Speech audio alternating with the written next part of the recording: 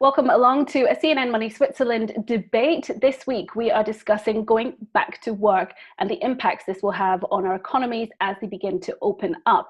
There's a lot of talk about opportunity, so my first question goes to you, Owens Thompson from Indosuez Wealth Management. Is economic growth now still the number one driver for countries? Growth is clearly very important for all of us in order to maintain and perhaps also improve on living standards. And, since the Second World War, there's been incredible progress in this field, whereas now, of course, with the pandemic, will probably be the first year in many years where we will have a new increase in poverty. And this is obviously related to the downturn in economic growth this year. But what I'm trying to get at is that maybe there are other things that we should be working towards rather than economic growth as we try to get our lives back on track. Carson Unius, Jacinta Ardern, who's the New Zealand Prime Minister, for example, has made wellness a priority in her economy and in her budget. So all this means that we will have structural change, which we, however, still can measure in terms of economic growth. So one of the changes that I expect is that we will spend much more money on healthcare or on IT, because those are the things that we currently depend on. I can imagine that we will also spend more on higher wages for nurses, doctors, bus drivers, and shops assistants. Politically, this is very, very easy to demand now. And all those things, higher income, but also higher spending on health care, can also be measured in terms of growth. Daniel Karl, you also kind of outlined some structural changes in your recent outlook as we go out of coronavirus. I mean, we're still not through the coronavirus, we're still living with it. What are those changes? Would you agree with Karsten there? Yeah, absolutely. I think we have structural changes which were already on the way before the crisis hit, I would say. But going out of the crisis, I think we will see a much more indebted world, as many governments now have to spend hugely on restarting the economy. We will probably see a less globalized world, as many companies will think about structuring their supply chains perhaps a bit more local. And we'll have a more digitized world, a more digital world, I guess, as the adoption of digital technologies is really is very fast now. As we see, we're all working from home now. We're Zoom experts by now, and I think that's a huge structural change that we're going through. Would anybody go as far as to say that perhaps GDP is no longer the best way to measure success in our economies, and rather something like the HDI, the Human Development Index, might be something that we could look at? I can see that all of you are nodding there slightly. I think that's a very profound question. And, there was that seminal speech by Bob Kennedy, I believe, in 1968, where he said that GDP measures everything except what makes life worth living.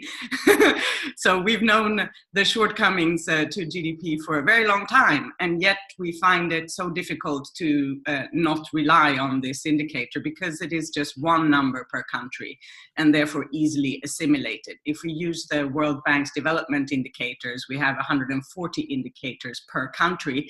And it's obviously very difficult for most of us to, summarize that in a meaningful manner and a handy tool. But I think it's very important that data, how we collect data and how what we survey and so on that goes into our numbers today clearly needs a facelift. After some 50, 60 years ago, it can no longer be as relevant as it once was, perhaps. And what do you think, Karsten, on this topic? Well, honestly, I think I kind of disagree. For me, GDP is just a statistical measure of how much we produce and how much income we generate in an economy. Nothing less, nothing more. As such, it was always useful to measure certain things. But I would never go as far, and nothing has changed with the crisis now, would never go that far to say, hey, it's the only relevant number. Life expectancy, for example, will probably be a measure that we look at more often now.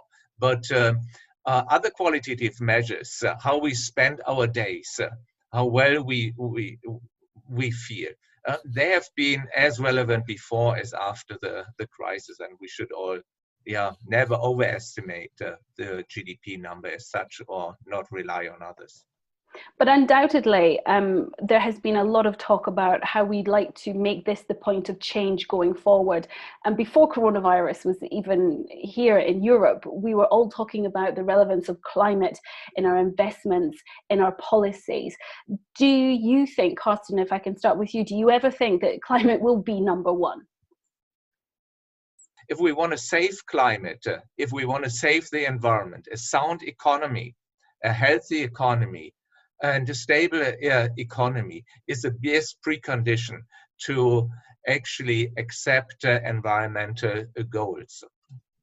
And would you agree with that, Daniel Kalt, that this is a moment for change? And do you think that climate is going to kind of become a leader?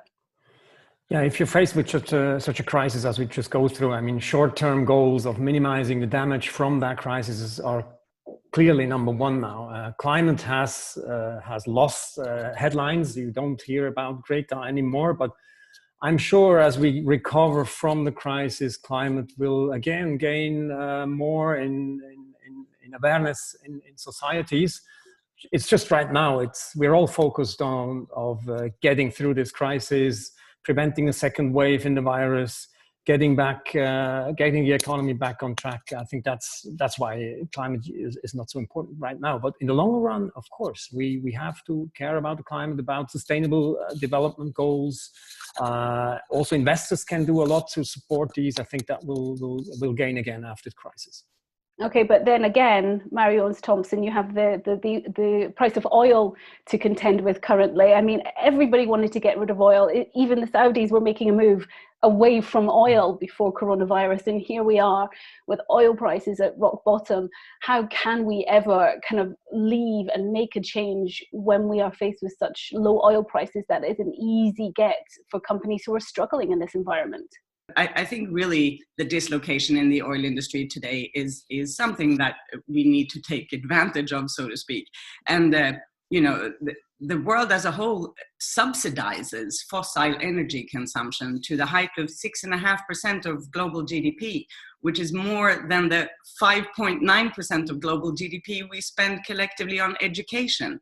So clearly we need to stop subsidizing the use of fossil energies, and probably we need to raise the taxes on these energies so that they actually cover the externalities in terms of pollution and accidents and whatever we can think of in this field, so that we are actually paying the true price for our energy consumption across types of energies. I mean, this must surely be the ripe moment to take such action.